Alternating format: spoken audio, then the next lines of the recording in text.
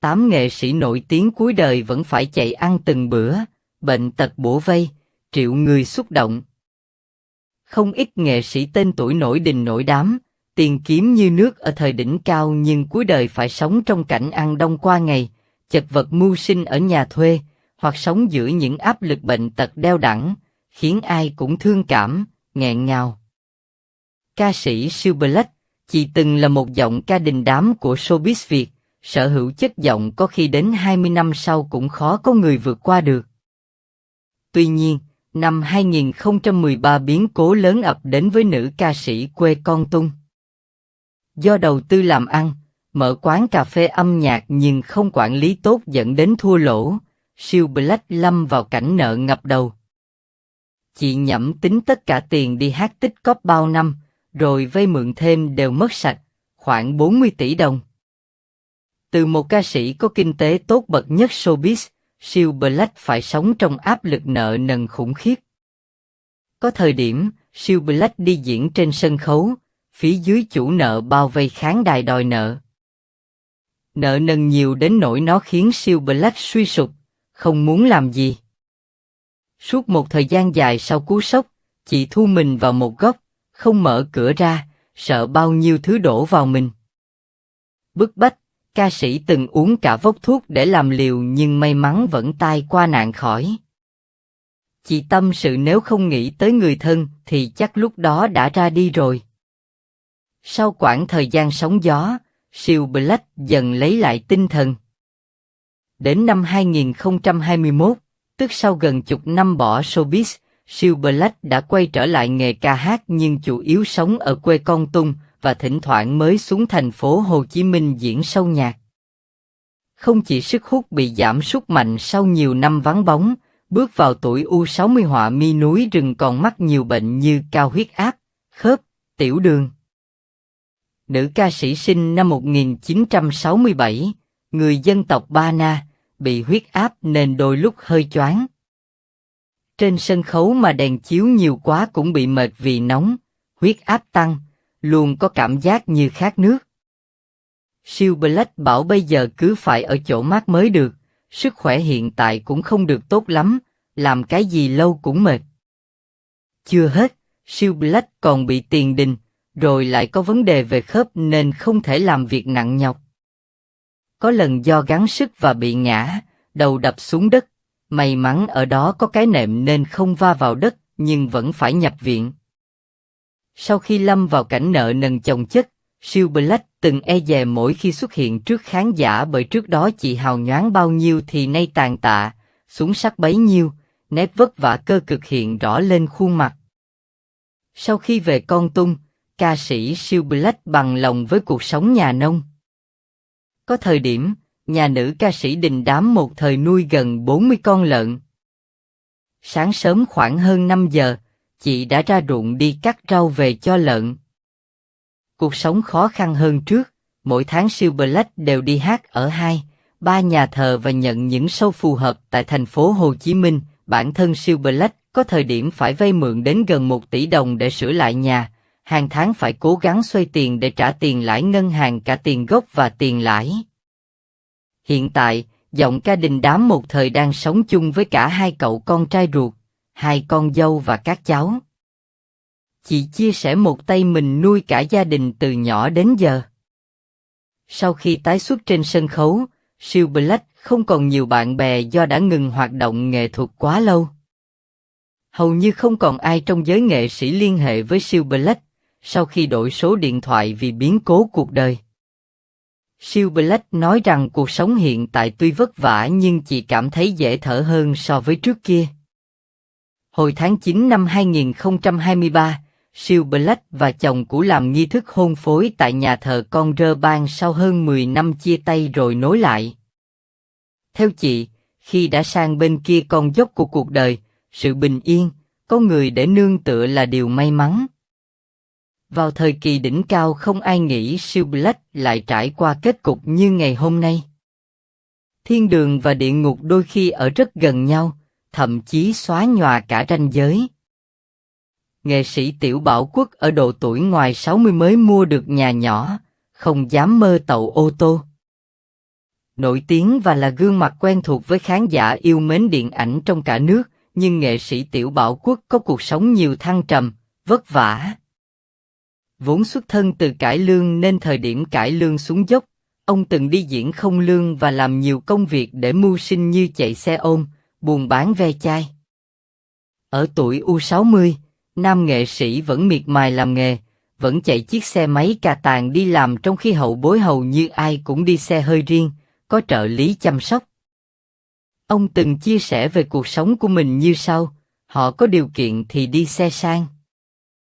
Tôi thì đã quen với xe máy để dễ luồn lách đến kịp địa điểm ghi hình. Vất vả mưu sinh, nhưng nam nghệ sĩ được nhiều khán giả yêu mến. Nghệ sĩ Tiểu Bảo Quốc kể rằng nhiều lúc ra ngoài ăn uống, ông thường được nhiều người nhận ra và trả tiền hộ. Sau nhiều năm chăm chỉ làm việc, tích cóp, nghệ sĩ Tiểu Bảo Quốc đã mua được một mảnh đất nhỏ ở ngoại ô thành phố như ước nguyện, sau mấy chục năm ở hết nhà trọ này đến nhà trọ khác. Điều đó khiến nhiều người mừng thầm cho nam nghệ sĩ. Tuy nhiên, cuộc sống hiện tại của ông vẫn khiến nhiều khán giả cảm thấy bất ngờ.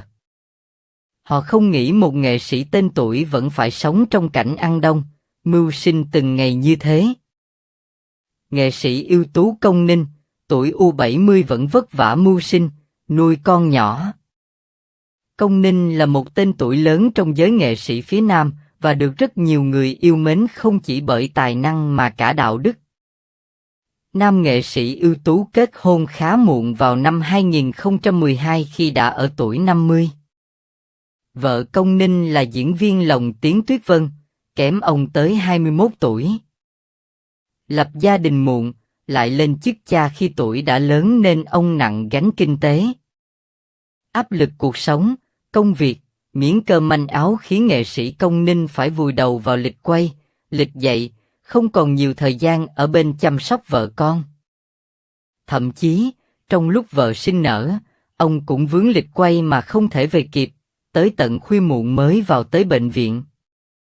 Hiện tại, ở tuổi 63, nghệ sĩ Công Ninh vẫn tham gia công tác giảng dạy tại Đại học Sân khấu Điện ảnh. Ngoài đi dạy, ông còn bận rộn với công việc của một diễn viên, đạo diễn hay vai trò giám khảo tại các cuộc thi, liên hoan sân khấu chuyên nghiệp thành phố và toàn quốc. Nổi tiếng là thế nhưng hàng ngày ông vẫn chạy xe máy đi làm và mang theo ước mơ một ngày nào đó sẽ mua cho vợ con một chiếc ô tô cũ, có đi đâu, vợ con cũng đỡ vất vả. Nghệ sĩ Công Ninh cũng không giấu giếm về tình hình kinh tế. Ông bảo giờ cuộc sống ngày càng khó khăn, nuôi một đứa thôi đã thấy khó lắm rồi. Hai vợ chồng phải cực lực làm tất cả mọi thứ để lo cho con đầy đủ. Nghệ sĩ ưu tú Bạch Long, tuổi U70 không vợ con, vẫn đi ở nhà thuê, ai cũng xót xa. Bạch Long là tên tuổi nổi tiếng trong showbiz Việt. Xuất thân trong một gia tộc lẫy lừng về cải lương, Bạch Long còn là chủ đoàn đồng ấu Bạch Long, cái nôi của nhiều nghệ sĩ cải lương tên tuổi hiện nay. Cũng vì mê nghề mà từ một nghệ sĩ rất giàu, Bạch Long tay trắng dù không phải ăn chơi trác tán, cờ bạc mà nghèo. Ông thú nhận đầy chua xót, tôi vì mê nghệ thuật mà nghèo. Khi tôi có tiền, tôi thành lập nhóm cải lương đồng ấu Bạch Long. Tôi dạy học không lấy tiền. Rồi tôi nghĩ bây giờ mình dạy học trò hát mà không có sân khấu hoạt động thì làm sao nó nên nghề. Thế là tôi mới lấy tiền đầu tư mở đoàn hát. Khổ nổi là thời điểm Bạch Long mở đoàn hát thì cải lương đang bị xuống dốc. Mặc dù đoàn đồng ấu vẫn có đông khán giả nhưng giai đoạn 2-3 năm đầu là ế ẩm. Do con nít mới hát, khán giả làm gì biết. Thế là ngày nào Bạch Long cũng phải đắp lỗ. Khi cải lương thất thế, Bạch Long sống vất vả với mức thu nhập chỉ đủ lo ngày 2 bữa cơm. Gần 20 năm qua, người nghệ sĩ ấy vẫn sống trong căn phòng thuê khoảng 30 mét vuông ở một con hẻm trên đường Lê Văn Sĩ, quận 3, thành phố Hồ Chí Minh. Mỗi ngày, ông tự lái xe đi diễn, ăn cơm hàng, cháo chợ. Vào những giai đoạn khó khăn nhất, nghệ sĩ cũng hạn chế chia sẻ với người thân, vì sợ làm phiền mà luôn tự mình vượt qua.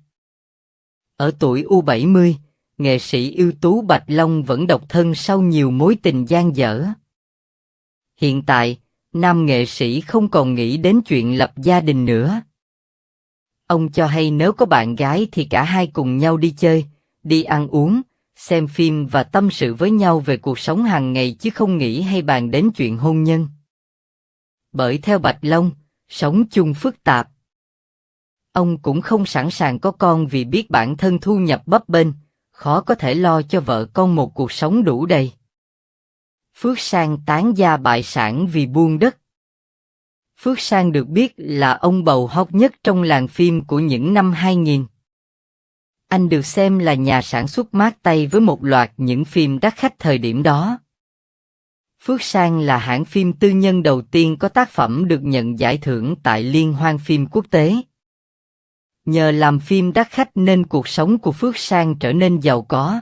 Anh từng có biệt thự 60 tỷ đồng ở quận 2, thành phố Hồ Chí Minh.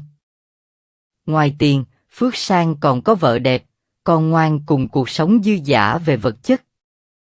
Tuy nhiên, khi mọi thứ đang bình yên thì Phước Sang lại chuyển hướng sang kinh doanh bất động sản, nhưng đó là quyết định sai lầm của anh. Phước Sang đầu tư cho lĩnh vực này 1.000 tỷ đồng, thế nhưng anh không gặp may, vướng phải nợ nần và biến mất khỏi làng giải trí. Có những thời điểm, biệt thự 60 tỷ đồng của vợ chồng Phước Sang và Kim Thư liên tục bị các chủ nợ tạt dầu hắt và mắm tôm vào nhà. Vợ con Phước Sang hàng ngày phải đối mặt với những lời đe dọa, chửi bới và uy hiếp khủng khiếp. Cuối năm 2012, vợ chồng Phước Sang ly hôn. 7 năm sau, tức năm 2017, Phước Sang đã quay lại với nghệ thuật, tham gia sản xuất một số bộ phim hài, phim Tết, nhưng không mang lại tiếng vang lớn như trước đó. Thậm chí, anh tham gia cả những vai nhỏ nhất để kiếm thêm thu nhập, trang trải cuộc sống, vực dậy sự nghiệp của mình. Những năm qua, Phước Sang vẫn túc tắc nhận việc để mưu sinh và trả nợ. Tuy nhiên, anh vẫn dè dặt với truyền thông. Bị bệnh huyết áp cao, nhiều lần đột quỵ, nhập viện cấp cứu, Phước Sang cho biết may mắn khi sức khỏe hiện ổn định hơn trước. Theo nghệ sĩ sinh năm 1969 này, tình hình tài chính của anh đủ cơm ngày 2 bữa và nuôi con. Vướng vào nợ nần tiền tỷ vì kinh doanh thua lỗ hơn 10 năm trước, diễn viên vẫn nỗ lực tìm cách trả hết các khoản vay mượn. Ở tuổi 54, nghệ sĩ còn bươn chải kiếm sống, làm đủ thứ việc để lo cho gia đình mới. Tình hình sức khỏe của Phước Sang không tốt, tháng 3 năm 2024 anh phải nhập viện vì đột quỵ. Phước Sang bị cao huyết áp, nhiều lần đột quỵ nên chịu một số di chứng, trạng thái của anh chỉ tầm 70 đến 80% so với người bình thường. Nghệ sĩ Giang Còi cuối đời bệnh tật, phải rao bán xe hơi để chữa bệnh. Nghệ sĩ Giang Còi tên thật là Phạm Hồng Giang, sinh năm 1962, từng để lại dấu ấn đậm nét trong lòng công chúng qua các vai hài, trong đó có nhiều chương trình nổi tiếng như Gặp nhau cuối tuần, Gala cười, các đĩa hài Tết. Năm 2021, Giang Còi từng phải điều trị bệnh ung thư hạ họng khiến mất giọng, khi khối ung thư đã di căn và chỉ một thời gian ngắn sau thì qua đời. Trước khi qua đời hồi tháng 8 năm 2021, nghệ sĩ Giang Còi khiến khán giả thương xót với hình ảnh gầy gò, hốc hác khi sụt 14 kg sau lần nôn ra máu, bất tỉnh, phải nhập viện cấp cứu. Trước đó, nghệ sĩ Giang Còi rao bán chiếc xe hơi cá nhân màu trắng sử dụng 2 năm qua để lấy tiền chạy chữa khi bệnh tình trở nặng.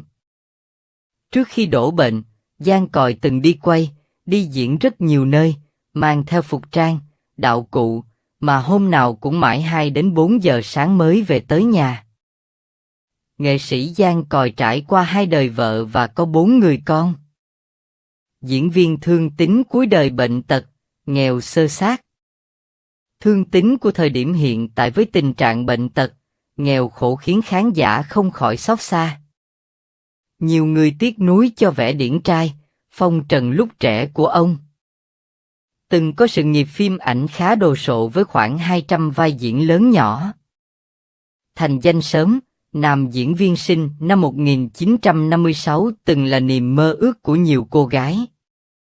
Ông cũng nổi danh là tay chơi khét tiếng và đào hoa bậc nhất làng giải trí những năm 70, 80. Những năm thập niên 80, 90, vẻ điển trai phong trần trên màn ảnh của Thương Tín khiến nhiều fan nữ mê mẩn. Mỗi lần ông xuất hiện đều khiến khán giả chú ý, dù bất kể vai phản diện hay chính diện. Thời điểm đó, vẻ ngoài lẫn phong cách thời trang của Thương Tín trở thành hình mẫu cho nhiều thanh niên. Chính vẻ ngoài đẹp trai ấy đã giúp Thương Tín kiếm được rất nhiều tiền. Lúc trẻ, Thương Tín đổi xe hơi liên tục, mặc hàng hiệu, tối tối đến phòng trà, gặp gỡ với nhiều người đẹp chân dài, trong đó có cả hoa hậu, người mẫu. Theo Thương Tín, khoảng thời gian đó là thời huy hoàng mà suốt đời ông luôn nhớ tới. Vẻ ngoài lẫn sự giàu có như vậy nên Thương Tín từng chiếm được trái tim của Diễm My 6X. Tuy nhiên, cuộc tình đó kéo dài không được bao lâu thì cả hai đã đường ai nấy đi trong êm đẹp. Yêu nhiều, kết hôn sớm rồi lại ly hôn, cuộc sống Thương Tín ngày càng xuống dốc. Tiền bạc dần cũng cạn kiệt vì những cám dỗ không kiểm soát của tuổi trẻ. Tên tuổi ông cũng chìm vào lãng quên trong lòng công chúng. Đặc biệt, sau 2 lần đột quỵ, sức khỏe của ông ngày càng yếu. Hình ảnh hiện tại với tình trạng bệnh tật, phải ngồi xe lăn, không tự chủ được tài chính khiến khán giả xót xa cho người nghệ sĩ U70 tài hoa một thời. Kasim Hoàng Vũ mắc bệnh nặng trên đất Mỹ. Hồi tháng 10 năm 2024, hình ảnh Kasim Hoàng Vũ bị bệnh viêm xương hàm được chia sẻ rộng rãi khiến các fan không khỏi xót xa, lo lắng. Sau 7 tháng điều trị, nam ca sĩ sinh năm 1980 sụt đến 14 kg, khiến người đối diện khó nhận ra. Trước đó, nam ca sĩ từng nặng 80 kg với vẻ ngoài phong độ. Anh cho biết lý do ngày càng gầy dù đã cố gắng nhưng không thể béo lên và đạt đến số cân như trước kia. Kasim Hoàng Vũ trải qua 1 tháng đau đớn chịu không nổi. Sức khỏe của Kasim khá yếu, mệt mỏi, run rẩy nhưng vẫn cố gắng làm việc chờ ngày vào viện phẫu thuật. Để điều trị bệnh, nhà hàng của Kasim Hoàng Vũ cũng đã đóng cửa nhiều tháng. Vì vậy, nam ca sĩ cũng gặp khó khăn về mặt tài chính. Giọng K8X đã trải qua ca phẫu thuật cắt xương hàm. Với những khán giả lâu năm, hình ảnh sức khỏe hiện tại của Kasim Hoàng Vũ gây sốc cho nhiều người. Thời kỳ Hoàng Kim hoạt động ở Việt Nam, Kasim Hoàng Vũ gắn liền với hình ảnh mạnh mẽ, vạm vỡ. Suốt nhiều năm, anh để lại trong lòng khán giả hình tượng cá tính của một ca sĩ chuyên trị dòng nhạc rock. Mỗi lần xuất hiện trước sân khấu, Kasim Hoàng Vũ luôn mang đến nguồn năng lượng nhiệt huyết, sôi động cho khán giả. Tuy nhiên, vì căn bệnh quái ác mà sức khỏe Kasim Hoàng Vũ ngày càng sa sút. Thời điểm điều trị bệnh, Kasim Hoàng Vũ sụt cân trầm trọng, không còn vẻ ngoài bảnh bao, điển trai như trong quá khứ. Nam ca sĩ từng chia sẻ phải thực hiện ca phẫu thuật nang xương hàm và cổ do mắc bệnh viêm khớp xương hàm. Sau ca phẫu thuật, nam ca sĩ ăn uống khó khăn do không nhai được, cũng phải tạm dừng ca hát sau khi phẫu thuật. Giữa năm 2023, Kasim Hoàng Vũ chia sẻ được chẩn đoán mắc bệnh viêm khớp xương hàm. Nam ca sĩ trải qua thời gian dài phẫu thuật, điều trị và bắt đầu sụt cân vì ăn uống khó khăn. Kasim Hoàng Vũ sinh năm 1980 tại Đà Nẵng, mang 2 dòng máu Việt Nam, Ai Cập. Mẹ anh cũng là ca sĩ nhạc rock, một thời được khán giả Đà Nẵng và miền Trung gọi là nữ hoàng rock Bích Phương. Năm 2004, anh thi sao mai điểm hẹn. Tuy nhiên, sau một thời gian hoạt động nghệ thuật, Kasim Hoàng Vũ bất ngờ rút khỏi showbiz Việt, sang Mỹ và hoạt động ở sân khấu hải ngoại. Anh rất kín tiếng về cuộc sống riêng tư. Đến năm 2018 nam ca sĩ mới công bố có 2 con trai với vợ Việt kiều. Bà xã Kasim Hoàng Vũ kém anh 2 tuổi, là quản lý tiệm Nice bên Mỹ. Sau một khoảng thời gian yêu xa, nam ca sĩ quyết định sang Mỹ để sống gần vợ con. Theo nam ca sĩ miêu tả, bà xã có giọng nói nhỏ nhẹ, gương mặt thánh thiện và được nhiều người yêu mến. Để ổn định cuộc sống, Kasim Hoàng Vũ tậu nhiều ngôi nhà sang trọng ở xứ cờ hoa. Đầu năm 2021, anh mua một ngôi nhà nằm trong khu dân cư biệt lập thuộc thành phố Houston, tiểu bang Texas. Nam ca sĩ chia sẻ, các ngôi nhà trong khu này đều có giá khoảng 1 triệu đô, khoảng 25 tỷ đồng. Tại Mỹ, ngoài đi hát, nam ca sĩ còn sản xuất âm nhạc và kinh doanh ẩm thực. Cho đến giữa năm 2023, Kasim Hoàng Vũ mắc bệnh và phải nhập viện điều trị một thời gian dài. Tình trạng của nam ca sĩ khiến anh trước mắt khó có thể hoạt động nghệ thuật, chưa kể chi phí điều trị tại Mỹ không hề rẻ. Những ngày tháng bệnh tật của Kasim Hoàng Vũ khiến ai cũng cảm thấy xót xa.